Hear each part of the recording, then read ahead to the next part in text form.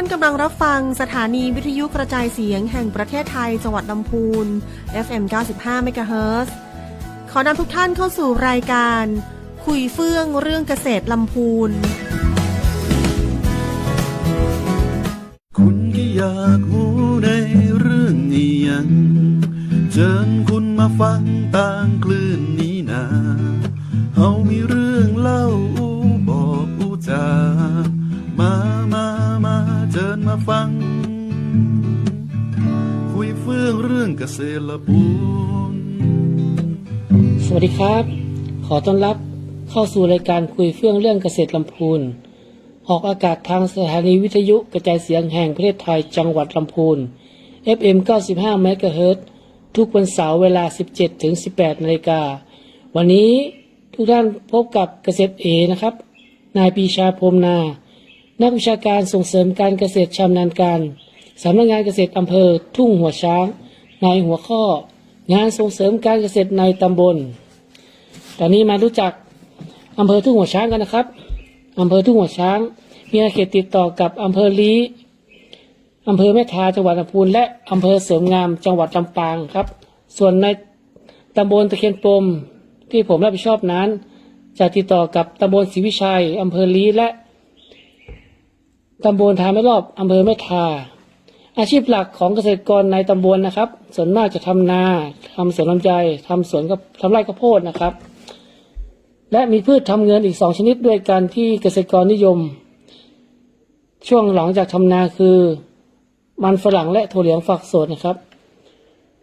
ในตำบลตะเคียนปมนะครับจะมีครัวเรือนเกษตรกรประมาณ 1,500 กว่าครัวเรือนแต่นอกจากอาชีพการเกษตรกรรมแล้วนะครับในตำบลตะเคียนปมยังมีการรวมกลุ่มของเกษตรกรที่มีกิจกรรมคล้ายๆกันนะครับเพื่อสร้างรายได้เพิ่มหลังจากการทำอาชีพเกษตรนะครับหลักๆก็จะมีกลุ่มแม่บ้านเกษตรกรจำนวน7กลุ่มกลุ่มส่งเสริมอาชีพการเกษตรจำนวน1กลุ่มและ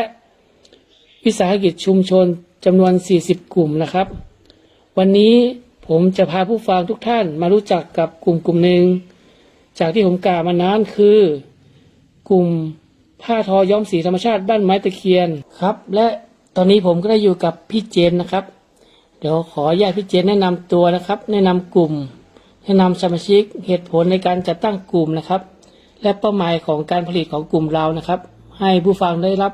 ทราบนะครับเชิญพี่เจนแนะนำตัวหน่อยครับเจ้าก็เจ้าของสวัสดีนะเจ้าเจนจิราจอมแปลงนะเจ้าเป็นประธานกลุ่มวิสาหกิจชุมชน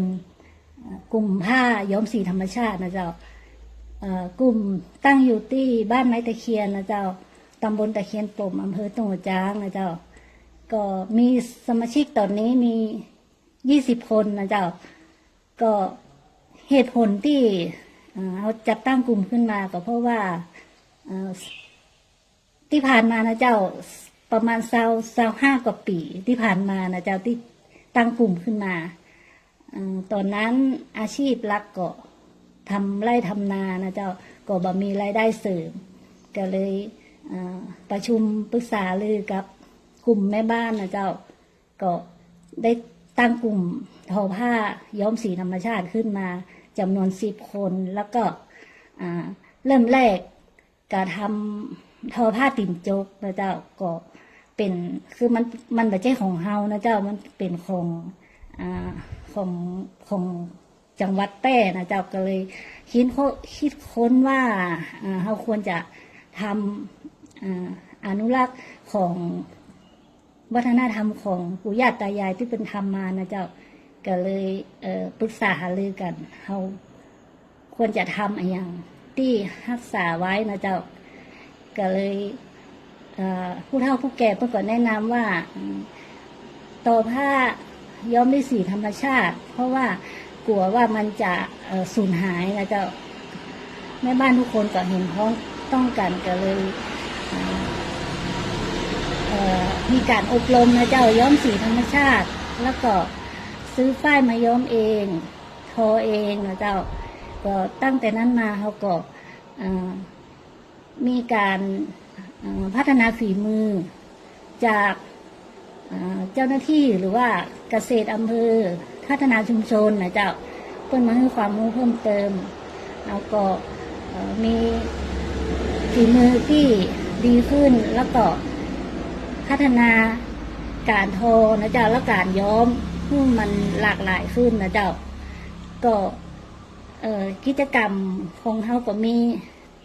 ตอนนี้ก็เป็นหลักนะเจ้าก็คือการย้อมนะเจ้าย้อมนี่เขาย้อมทุกอย่างนะเจ้าแม้แต่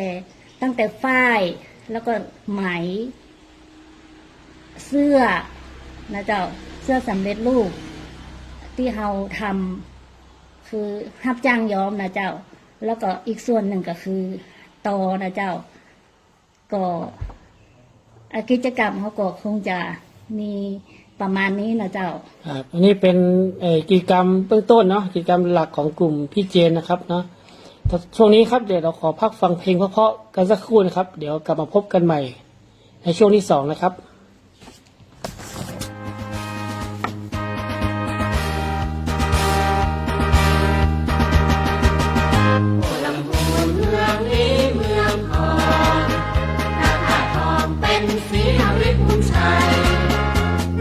งานการเพลงนี้มีชื่อรักใคร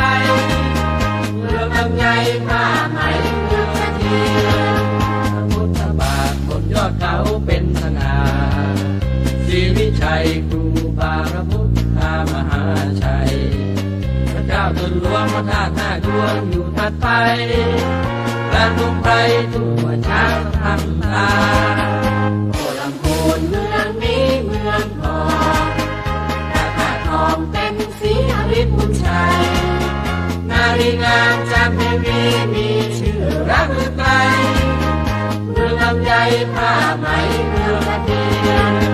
เมืองคนดีมีศีลและถือสัตย์มาประวัติโบราณสถานที่มาผลผลิตกสิกรรมตลอดปีป่าเขามีแร่แม่น้ำทำสวยงามโอลำพูนเมืองนี้เมืองทองพระธาตุทองเป็นสีอริบุญชัยนารีงามจากเทวีมีชื่อรักไกลเมืองลำไยผ้าไหมเมืองสะเทียน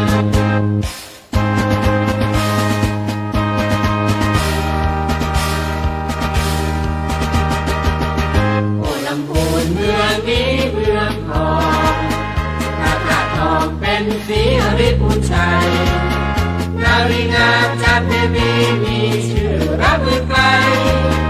เมืองลำไยผ้าไหมเมืองสะเทียนพระพุทธบาทบนยอดเขาเป็นสง่าศรีวิชัยครูบาพระพุทธมหาชัยพระเจ้าตนหลวงพระธาตุห้าดวงอยู่ถัดไปกลางดงไพรทั่วช้างพลันตาโอลำพูนเมืองนี้เมืองทองพระธาตุทองเป็นสีอริบุญชัยนารีงามจากเทวีมีชื่อรักไกลเมืองลำไยผ้าไหมเมืองสะเทียนเมื่อคนดีมีศีลและถือสัตย์มาประวัติโบราณสถานที่มาผลผลิตกสิกรรมตลอดปีป่าเขามีแร่แม่น้ำทำสวยงามโอลำพูนเมืองนี้เมืองทองพระธาตุทองเป็นสีอริบุญชัยนารีงามจากเทวีมีชื่อรักไกลเมืองลำไยผ้าไหมเมืองสะเทียน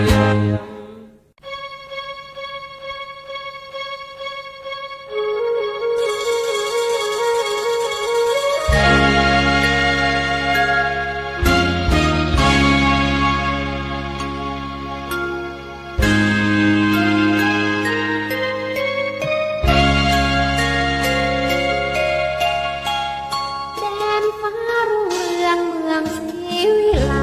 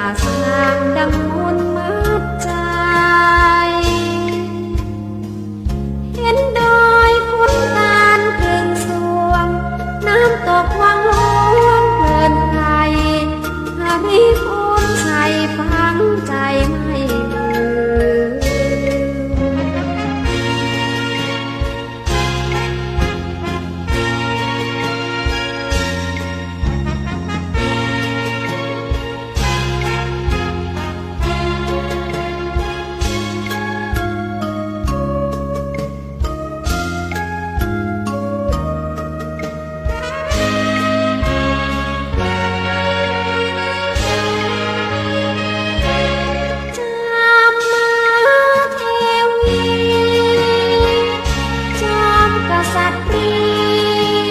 สูงส่ง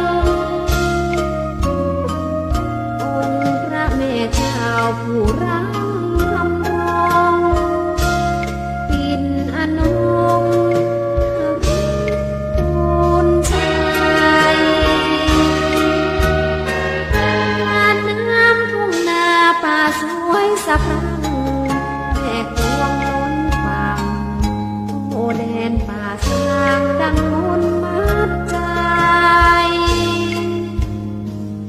เห็นดอยขุนตาลเพ่งสวงแอวชมคำหลวงกลางไพรหาริพูนชัยฟังใจไม่ลื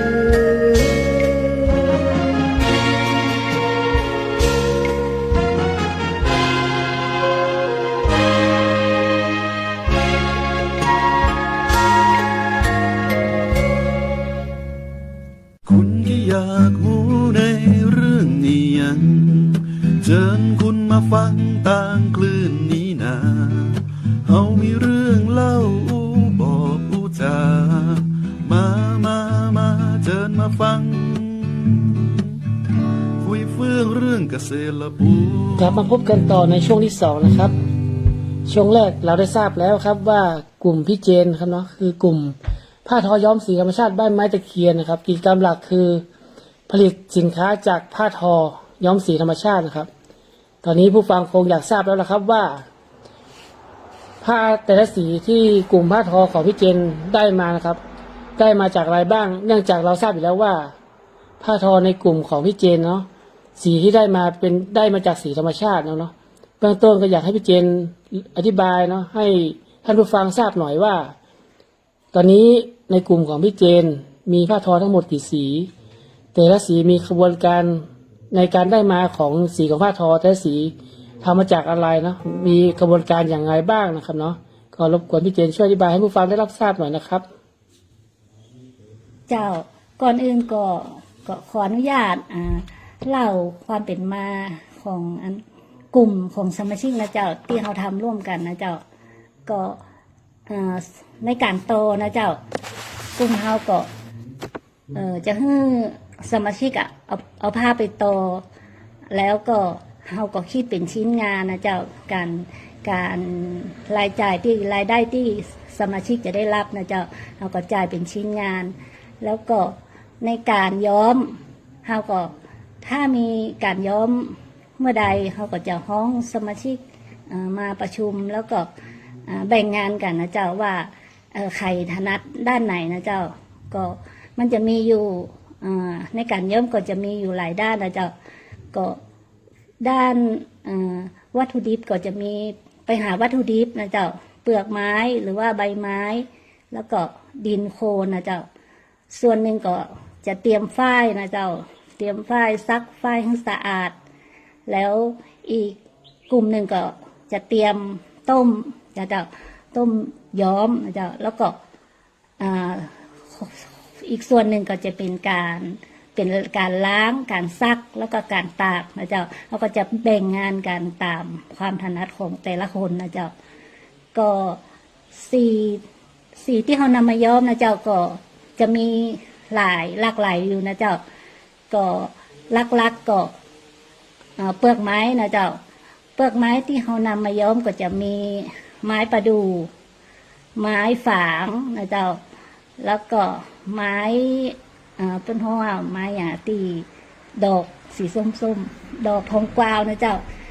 แล้วก็ใบก็จะเป็นประเภทใ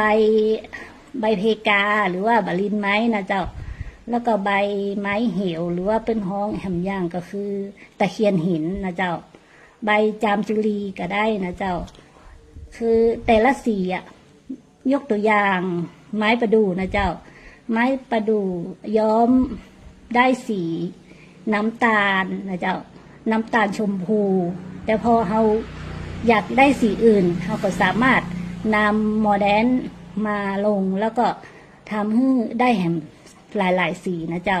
อย่างเช่นไม้ประดู่เราก็เอาสนิมเหล็กนะเจ้าสนิมเหล็กที่เราได้มาจากเหล็กเก่าที่เราเจ้น้ำ เอามาผสมนะเจ้าแล้วก็จะได้สีเทาดำนะเจ้ามันก็จะได้ประมาณนี้เจ้าสีธรรมชาติมันจะบะดำมันจะบะเข้มนะเจ้าประมาณว่าเทาแล้วก็ถ้าเราอยากได้สีอมม่วงเราก็แบบใส่สนิมเหล็กให้มันน้อยลงนะเจ้ามันก็จะได้สีม่วงคือแต่ละอย่างสีเราสามารถเอาโมเดลมาเสริมให้ได้หลายสีได้นะเจ้าสรุปว่าไม้แต่อย่างนี้มันไม่ได้ฮื้อสีเดียวนะพี่เจนเนาะมันไม่ได้ฮื้อสีเดียวหลักๆที่ไม้ที่พี่เจนอู้มันนี่ไม้อย่างก็ถึงแก่ไม้ประดู่นี่หลักๆมันฮื้อประมาณกี่สีครับก็มันได้อยู่น้ำตาลแล้วก็สีเทาแล้วก็สีม่วงนะเจ้าแล้วไม้อย่างอื่นนี่ล่ะครับให้สีอะไรบ้างครับอย่างใบเพกานะเจ้าใบเพกานี่ใบล้วนๆต้มใส่สารส้มจะได้สีเหลืองนะเจ้าเหลืองสดเหลืองมะนาวนะเจ้าแล้วพอเราใส่น้ำสนิมลงไปเราก็จะได้สีเขียวแบบเขียวขี้ม้านะเจ้าก็แต่ละอย่างมันอยู่ที่โมเดลนะเจ้าเราก็ทดลองไปนะเจ้าว่าสีนั้นผสมมันนั้นจะได้อย่างนี้นะเจ้าเพราะว่าเราย้อมแต่ละครั้งเขาก็อยากได้หลายสีนะเจ้าก็ทดลองไปก็สามารถได้สีนักขึ้นนะเจ้าก็เหมือนสารส้มนะเจ้าตัวช่วยอย่างก็คือสารส้มนี้ถ้าเราใส่ลงไปใส่ในใบเพกาจริงๆแล้วมันจะเหลืองขุ่นๆนะเจ้าพอลงสารส้มเข้าไปมันก็จะสดใสสวยงามขึ้นมานะเจ้าแล้วก็จะมีอีกอย่างก็คือสารส้มทำให้สีติดทนนะเจ้าจะบรรลุง่ายแล้วก็สีที่เขาได้จากธรรมชาติหลายๆอย่างในชุมชนนะเจ้าส่วนใหญ่เป็นธรรมชาติ 100% ของบ้านเฮาก็จะมีหลากหลายมีแบบหาได้เรื่อยๆนะเจ้ามีทั้งดินแดงนี่ก็ย้อมได้สีอิฐนะเจ้าแล้วก็ใบตะเคียนหินนี่ก็ได้สีเหลืองแล้วก็เขียวนะเจ้าได้2 สีแล้วจะมีไม้ทองกวาวนะเจ้าทองกวาวนี่ได้ทั้งเปลือกแล้วก็ดอกทองกวาวนี่เอามาย้อมก็ได้สีส้มนะเจ้าใส่สารส้มก็ได้สีส้มแล้วเปลือกจะได้สีชมพูนะเจ้าก็ทุกอย่างเราทำธรรมชาติ 100% นะเจ้าแล้วก็เราทำธรรมชาติแต่เราก็คำนึงถึงสิ่งแวดล้อมตัวกรมสิ่งแวดล้อมเปิ้นก็มาดูนะเจ้าแล้วก็เปิ้นก็บอกให้ทำขณะทำธรรมชาติต้องมีบ่อบำบัดนะเจ้าก็ของเราก็มีบ่อบำบัดแล้วก็มีทำมาดน้ำทุกอย่างจดตามที่เราทำไปนะเจ้าคือเราจะทำทุกอย่างเพื่อลดสิ่งแวดล้อมลดพลังงานนะเจ้าเพื่อว่าเวลาเนี้ยเราย้อมเราหมดน้ำไปเท่าใดหมดฟืนไปเท่าใดนะเจ้าต้องมีการจดมีการบันทึกทุกครั้งนะเจ้าอยู่กับชุมชนแบบรักษาสิ่งแวดล้อมในชุมชนด้วยนะครับเนาะเจ้าแต่พี่เจนครับผมต้องขออนุญาตถามแทนผู้ฟังเนาะโดยความที่ผมไม่รู้เนาะผ้าย้อมสีธรรมชาตินะครับมันมีสีตกไหมครับหรือว่ามีวิธีอะไรบ้างที่ทำให้สีไม่ตกครับมันมีวิธีการไหมครับถ้าอู้ถึงธรรมชาติมันแบบว่าบัดตกอีมันเปลี่ยนไปไม่ได้นะเจ้าเพราะตามที่ไปอบรมไปฝึกมาทุกครั้งมันตกแต่เราทำให้มันตกน้อยที่สุดนะเจ้าการซักการดูแลนะเจ้าก็เวลาท่านเอาไปใช้ก็ดูแลน้อยเวลาซักเขาก็ซักในที่ตากในที่ร่มนะเจ้าจะให้ดีซักมือนะเจ้าถ้าซักเครื่องก็ได้แต่จะให้ดีให้ซักมือแล้วก็ตากในที่ร่ม บางฮื้อตากในที่แดดจัดๆบางครั้งสีมันบัดตกนะเจ้าแต่ว่ามันหายไปแบบเหมือนโดนลมเดินอย่างมันก็ซีดนะเจ้าก็คืออันเนี้ยลูกค้าก็ฮับได้ถ้าเป็นชอบนะเจ้าทุกครั้งก็จะบอกให้ลูกค้าประมาณนี้แหละว่าต้องรักษาดูแลให้ดีหน่อยแต่มันจับบัดตกเห็นเลยมันเป็นไปบ่ได้นะเจ้าธรรมชาติมันเป็นธรรมชาติของธรรมชาตินะเจ้า พี่เจนครับตอนเด็กๆผมเคยว่าการสีตกนี่ต้มกับน้ำเกลือนี่มันช่วยได้จริงป่ะครับก็จริงประมาณหนึ่งเพราะว่าเขาย้อมเขาก็ใส่เกลืออยู่ละ อ๋อเขาใส่เกลือตั้งแต่ตอนย้อมแล้วนะส่วนผสมของ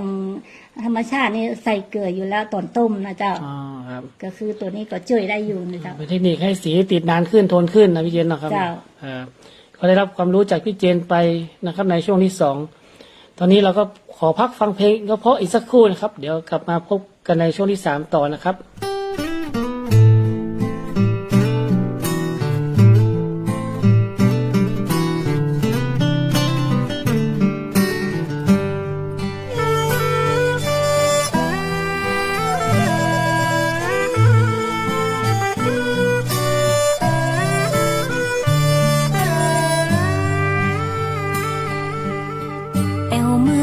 ปูนอิ่มบุญอุ่นฮักหากไผหูจักจะฮักไปจนวันตายละปูนเฮามีของดีมีกระเทียมมีลำไยคนงามหน้าใสน้ำใจบ่ดำอู่ลืออู่ยองอู่เมืองม่วนลายเรื่องการแต่งกายก็ใส่ผ้าเมืองภูมิใจแต่นาหมู่เฮาห่วมแหงสร้างบ้านแปลงเมืองรุ่งเรืองมาเมินหนึ่งในล้านนาคือประเพณีส่งน้ำเจดีย์สิริพุนชัยงานแห่แห่หลวงงดงามยิ่งใหญ่ตาลสลากย้อมคือการห่วมใจทำบุญครั้งใดบ่เต้างานนี้อูไปบ่เสี่ยงเมื่อมาเมืองละปูนพี่น้องกู้คนมีน้ำใจไมตรีที่เมทาบ้านห้องป่าซางบ้านเวียงเมืองลีทุ่งหัวจ้างคนดีน้ำใจงดงาม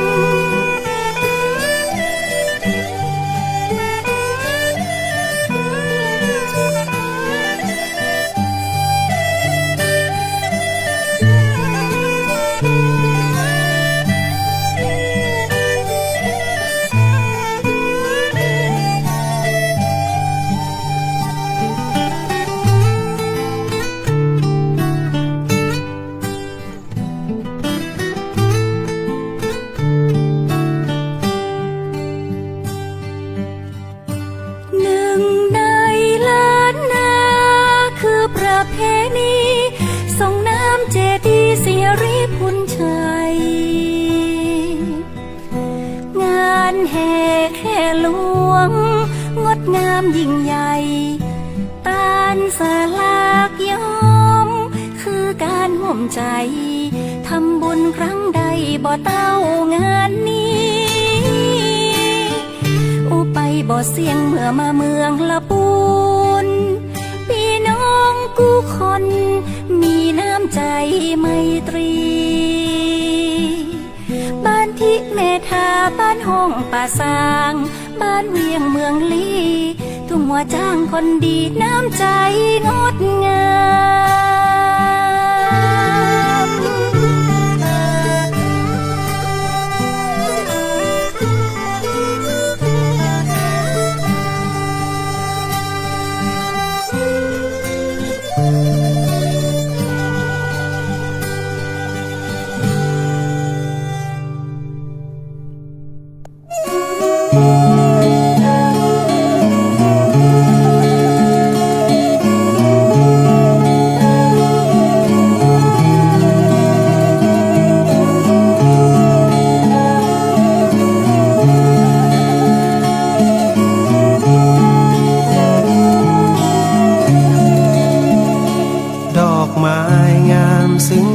เมื่อยามเห็น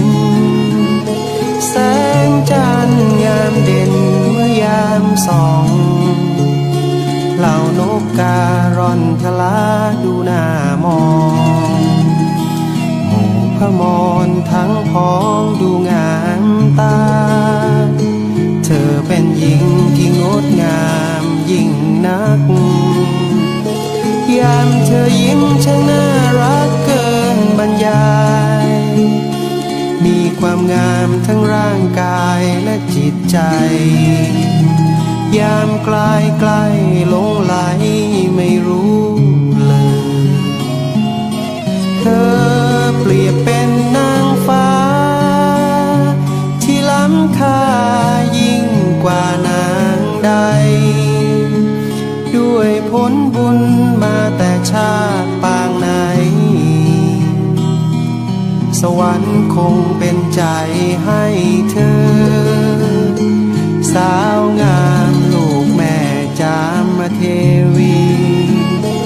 สาวลำพูนเมืองที่อยู่แดนไกลใครเห็นต่างซาบซึ้งตรึงใจจะไม่ลืมนางในใจนางนี้เลย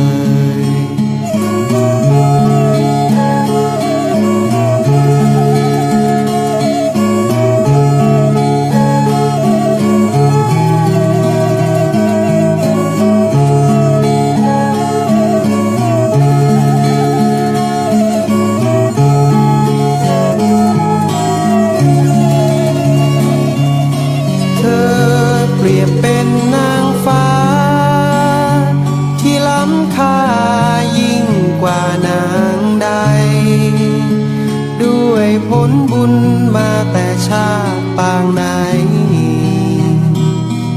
สวรรค์คงเป็นใจให้เธอสาวงามลูกแม่จามเทวีสาวลำพูนเมืองที่อยู่แดนไกลใครเห็นต่างซาบซึ้งตรึงใจจะไม่ลืมนางในใจนางนี้เลย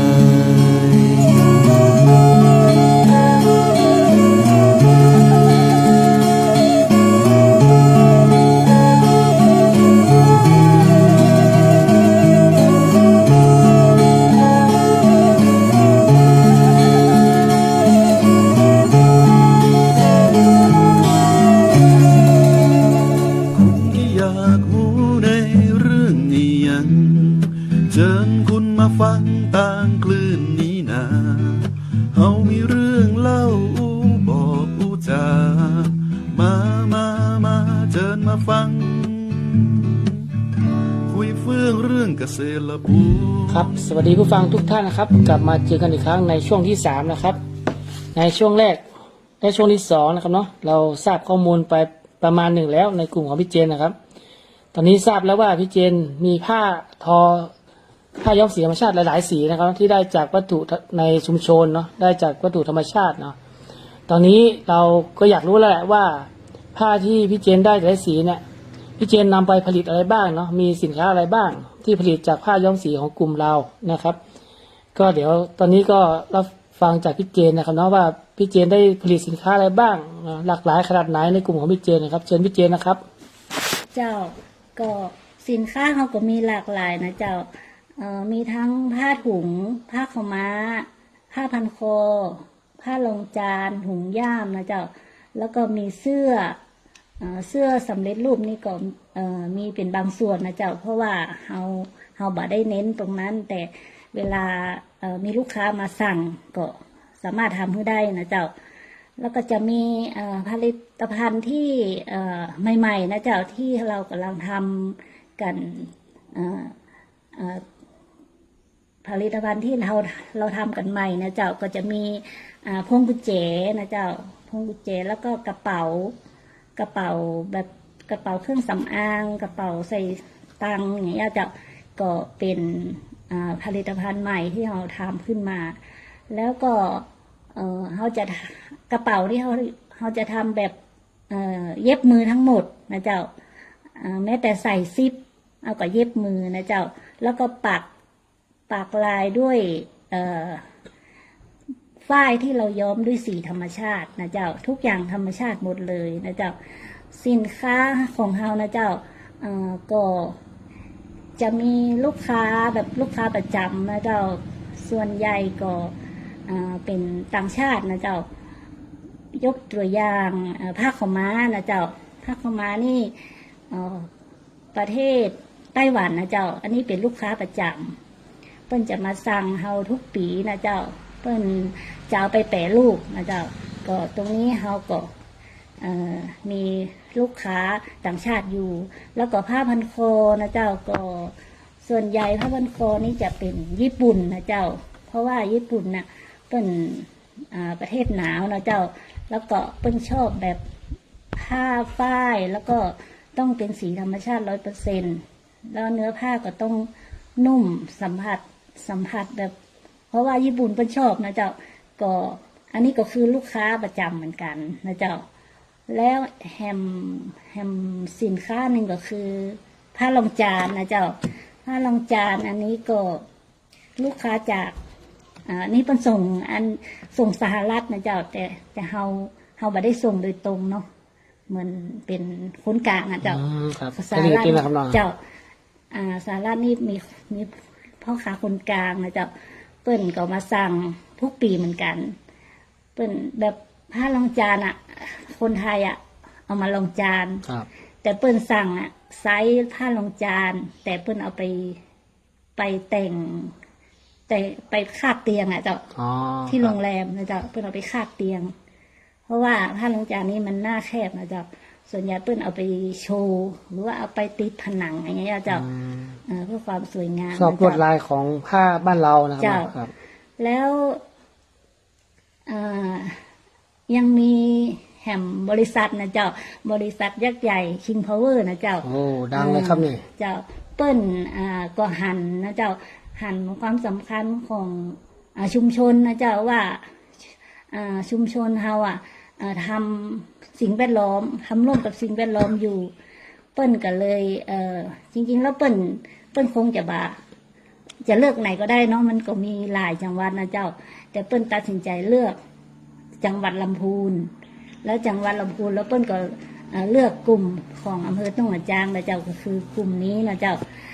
เปิ้นลงมานะเจ้าลงมาสัมภาษณ์แล้วก็ทุกอย่างเปิ้นจะทำทดลองหมดนะเจ้าทดลองเปิ้นเอาเสื้อมาให้ลองเอามาให้ย้อมส่วนใหญ่เสื้อเปิ้นจะตัดสำเร็จรูปมาเลยนะเจ้าเรามีการย้อมอย่างเดียวแล้วเปิ้นก็จะระบุว่าต้องเป็นสีนี้นะเจ้าแล้วก็ตอนนั้นช่วงนั้นบ้านเฮาใกล้หนาวพอดีนะเจ้าก็ประมาณ6263นะเจ้าก็ตอนนั้นได้ออเดอร์มาเยอะเป็นเยอะนี่ประมาณเท่าไหร่ครับพี่เจนเป็นพันกว่าผืนเป็นพันกว่าผืนนะเจ้าเสื้อแจ็คเก็ตที่นักกีฬาใส่นั่นนะเจ้าใส่ลงสนามที่ประเทศอังกฤษนะเจ้าตรงนั้นกลุ่มเฮาเป็นคนย้อมนะเจ้าแล้วก็ตอนนั้นนี่สมาชิกมีรายได้เพิ่มมากขึ้นนะเจ้าเพราะว่าการย้อมคิดเป็นตัวก็แปลงอยู่นะเจ้าก็เงินก็เข้ามาเยอะอยู่นะเจ้าแล้วก็63นี่เปิ้นก็มาอีกเรื่อยๆนะเจ้าแบบส่งเสื้อยืดมาให้ย้อมเป็นหมวกก็มีนะเจ้าก็เฮาก็ทำให้เปิ้นเรื่อยๆนะเจ้าตรงนี้เฮาเหมือน King Power เปิ้นช่วยเฮาแบบให้เฮามีชื่อเสียงไปถึงต่างประเทศนะเจ้าก็ถือว่าเป็นโอกาสที่ดีนะเจ้าที่เปิ้นหันความสำคัญของกลุ่มเฮานะเจ้ามันต้องบวกกับสินค้าเรามีคุณภาพด้วยครับพี่เย็นเนาะเจ้าก็มีหลายที่เนาะที่รับสินค้าจากกลุ่มพี่เจนไปพี่เจนผลิตเป็นกลุ่มเนี้ยผมถามอย่างหนึ่งพี่เจนต้องมีเครือข่ายเนาะเจ้าผมอยากทราบว่าเครือข่ายพี่เจนทั้งในตำบลเองอำเภอหรือว่าในภายในจังหวัดหรือว่าที่อื่นหลักๆนี่พี่เจนมีเครือข่ายอยู่ที่ไหนบ้างครับตอนนี้เจ้าตอนนี้เครือข่ายของเขาหลักๆก็คือ กลุ่มโอท็อปจังหวัดนะเจ้าโอท็อปจังหวัดนี่จะเป็นเครือข่ายกันหมดเลย เวลาเหมือนออกบูธสมมติว่าทุกปีนะเจ้าจะออกบูธที่เมืองทองนะเจ้าเวลาเราอาจจะแบบมีสินค้าเยอะเราก็สามารถฝากเพิ่นไปได้หรือบางปีเราก็ไปเองนะเจ้าแล้วยังเหมือนอำเภอลีนะเจ้าเหมือนที่ห้วยต้มเพิ่นมีนักท่องเที่ยวเยอะตรงนั้นเราก็เอาผลิตภัณฑ์ไปวางขายที่ห้างตุยนะเจ้าก็มีเครือข่ายอยู่ที่ห้างตุยนะเจ้าก็คือโอท็อปเนี่ยเจ้ามันไม่ใช่กล้าอันจังหวัดลำพูนนะเจ้ามันมีทั่วประเทศนะเจ้าก็คือก็รู้จักกันหมดนะเจ้าถ้าไปแล้วนะเจ้าเครือข่ายนี่รวมไปถึงในกลุ่มที่เราสามารถแบบของเราขาดที่เราสามารถไปขอจะได้เจ้ามีนะครับมีเจ้ามีในตำบลเรามีครับกลุ่มไหนที่แบบไปแลกเปลี่ยนสินค้าอะไรกันตำบลเรามีก็มีแม่แสมนะเจ้ากลุ่มเปิ้นอันนั้นเปิ้นยอมห้อมนะเจ้าอันนั้นก็เวลาเขาไปเขาก็เอาของเปิ้นไปได้หรือว่าเวลาเปิ้นไปเขาก็ฝากเปิ้นไปได้แล้วก็มีแหมกลุ่มก็บ้านหมู่5ไม้สลีนะเจ้ามาไม้สลีนะครับเจ้าอันนั้นก็เป็นเครือข่ายเดียวกันนะเจ้าครับแล้วสินค้าเด่นๆเลยนะครับปีที่ผ่านมานี่คืออะไรครับสินค้าเสื้อผ้าหรือว่าเป็นผ้ารองหรือว่าเป็นอะไรครับสินค้าเด่นที่ผ่านมาเป็นผ้าถุงลายปักผ้าถุงลายปักนะครับเนาะเจ้าลายปักที่เราปักด้วยมือแล้วก็สีที่เราปักก็เราย้อมเองเลยเจ้ามีความโดดเด่นไงบ้างครับมีความโดดเด่นก็คือลายปักของเราเป็นลายพระราชทานนะเจ้าที่ขององค์หญิงศิริวัณวลีนะเจ้าโอ้ครับนอกจากมีสินค้าเด่นนะครับเนาะครับมีการตลาดแล้วเนาะไปไกลเนาะไปหลายประเทศเลยครับพี่เจนก็ตอนนี้แหละก็ผู้ฟังแหละอยากบางคนอยากมาเป็นลูกค้าพี่เจนแล้วตอนนี้ก็อยากให้พี่เจนช่วยเชิญชวนลูกค้าหน่อยครับจะมาเที่ยวกลุ่มนะครับหรือว่าจะมาทำความรู้จักกลุ่มพี่เจนเนี่ยมีช่องทางไหนบ้างครับลองพี่เจนลองแนะนำหน่อยครับเจ้าก็ในใครที่อยู่ในจังหวัดลำพูนนะเจ้าก็ถ้าจะมาต้องหัวจ้างก็มาแอลได้นะเจ้าจากลำพูนมาก็ประมาณ80โลนะเจ้าก็ผ่านอำเภอปราซางแล้วก็เข้าที่แม่อาวนะเจ้าก็ผ่านมาตามเส้นทางแม่อาวหัวช้างนะเจ้าก็มาถึงตำบลแรกนะเจ้าตำบลตะเคียนป่มนะเจ้าก็จะมีป้ายอยู่นะเจ้าก็ถ้าถึงตะเคียนป่มก็เลี้ยวขวาเข้ามาก็จะมีป้ายอยู่นะเจ้าหรือว่าทางไลน์ก็ไลน์ชื่อพระเจ้าเลยนะเจ้าเจนจิราจอมแตงเป็นภาษาอังกฤษนะเจ้าครับสะกดให้ฟังหน่อยนะครับเจนจิราจอมแตงสะกดครับนี่อะไร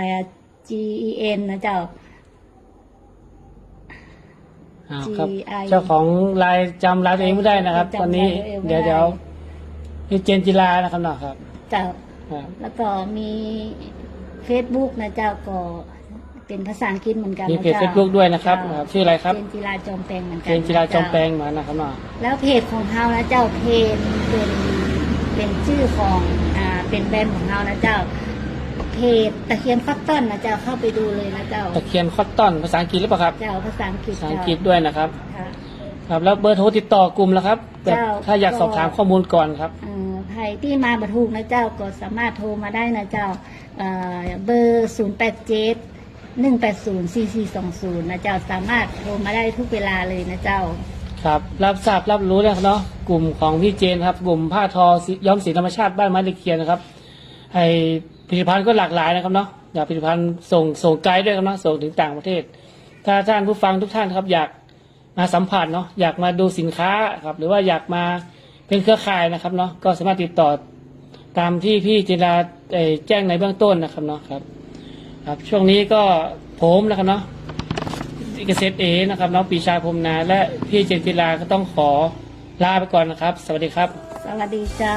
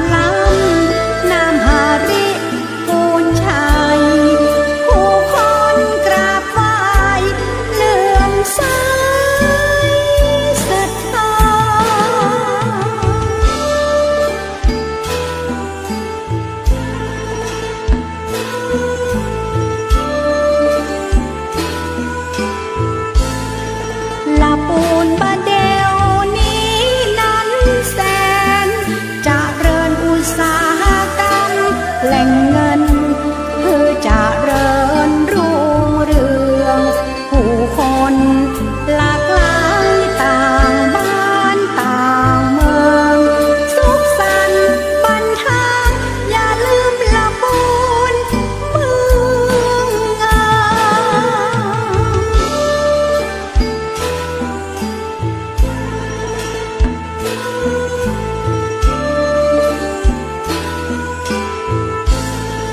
ช่วยกันฮักษาภาษายองปู่ย่าเพื่อเป็นหน้าเป็นตาละปูนเมืองงามอย่าทำเคอะเขินจนพระ